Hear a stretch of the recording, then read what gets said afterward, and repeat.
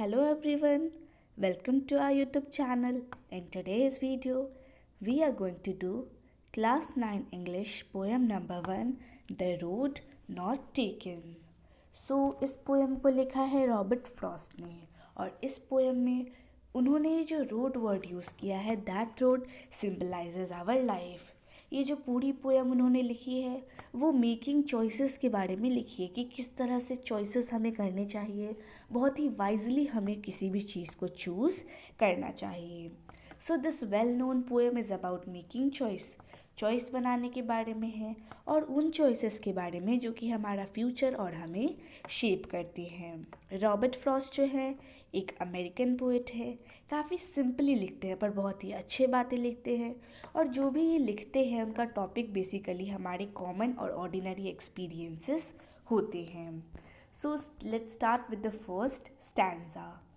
Two roads diverged in a yellow wood, and sorry I could not travel both, and be one traveler. Long I stood, and looked down one as far as I could, to where it bent in the undergrowth. So word meanings पहले देख लेते हैं। Diverged का meaning होता है divided. सो divorced का meaning होता है डिवाइडेड। येलो वुड का मतलब होता है फॉरेस्ट विथ डीकम्पोजिंग लीव्स, यानी ऐसा जंगल जिसमें जो लीव्स है वो डीकम्पोज हो रहे हैं, सड़ रहे हैं। फिर हमारा वर्ड है अंडरग्रोथ। अंडरग्रोथ का मतलब होता है डेंस ग्रोथ। तो यहाँ पे जो हमारे पोएट है वो बता रहे हैं कि दो रोड्स जो थी वो एक येलो फॉरेस्ट में डाइवर्ज हो रही थी, डिवाइड हो रही थी। यानी शुरुआत में पाथ कुछ ऐसा था पर थोड़ी दूर वो आगे गए तो देखा ये क्या रोड जो है वो तो डिवाइड हो रही है in a yellow forest.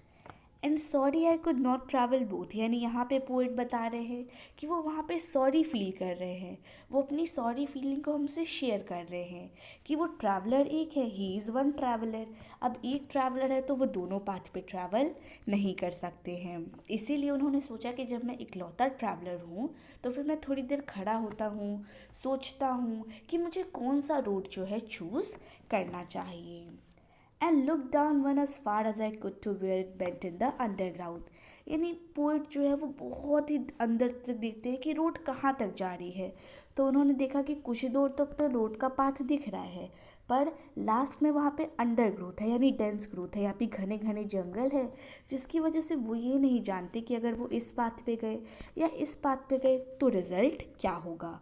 C does not knows the result what will happen if you will travel on any of the roads. Then took the other, just as fair and having perhaps the better claim, because it was grassy and wanted wear. Though as for that the passing there had warned them really about the same. Wanted wear means walked over, means that was not used yet. Better claim means better option. तो poet यहाँ पे बता रहे हैं कि पहले तो first stanza में उन्होंने बताया कि बहुत देर पे वो रुके, उन्होंने डिसाइड किया कि कौन सा लेना है कौन सा नहीं लेना है, बट ही कुडंट डिसाइड। तो अब सेकंड स्टैंजा में वो बता रहे हैं कि उन्होंने क्या डिसाइड किया।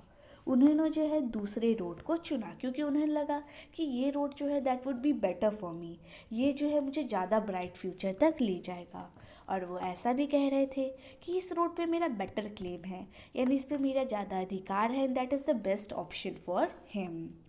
Because it was grassy and wanted wear, यानी वो जो पूरा इनका रोड था वो ग्रासी था, पूरी तरह से ग्रास से भरा था। मतलब ये बताया जा रहा है कि उस पर ज़्यादा लोग जो है नहीं गए थे, उस पाथ को ज़्यादा लोगों ने चूज़ नहीं किया था और ऐसा लगता था कि वो जो रोड है वो चाहती है कि उस पर कोई लोग चले।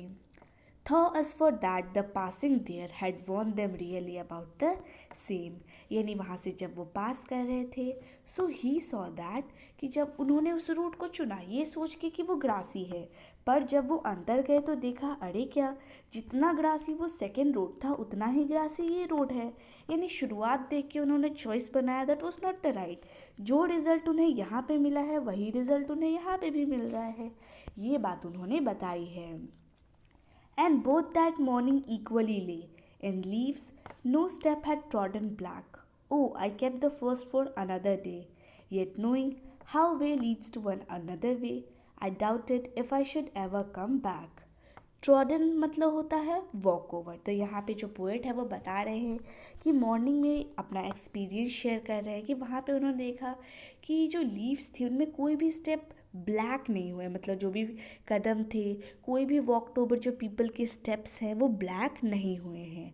और उन्होंने कहा कि जो दूसरी रोड उन्होंने पीछे छोड़ दी है उसको वो दूसरे दिन के लिए सेव करके रख रहे हैं। पर उन्हें पता है, वो सिर्फ और सिर्फ दिलासा दिला रहे हैं अपने आप को। उनको पता है कि जब वो उन्होंने ये रोड चूज़ कर ली है तो आगे जो उनको चॉइसेस आएंगे वो इसी रोड के रिलेशन में आएंगे, उस रोड के रिलेशन वाले चॉइसेस तो इन्हें मिलेंगे नहीं। So this is what the poet is trying to explain. I shall be telling this with a sigh. Somewhere ages and ages hence, two roads diverged in a wood, and I took the one less traveled by, and that has made all the difference. शाई का मतलब होता है deep breath और hence का मतलब होता है फ्यूचर। तो उन्होंने बताया है कि फ्यूचर में जब लोग मुझसे पूछेंगे तो मैं एक डीप ब्रेथ लेते हुए बताऊंगा कि मेरे लाइफ में भी एक सिचुएशन आई थी इन अ वुड। वुड का मतलब होता है यहाँ पे फॉरेस्ट।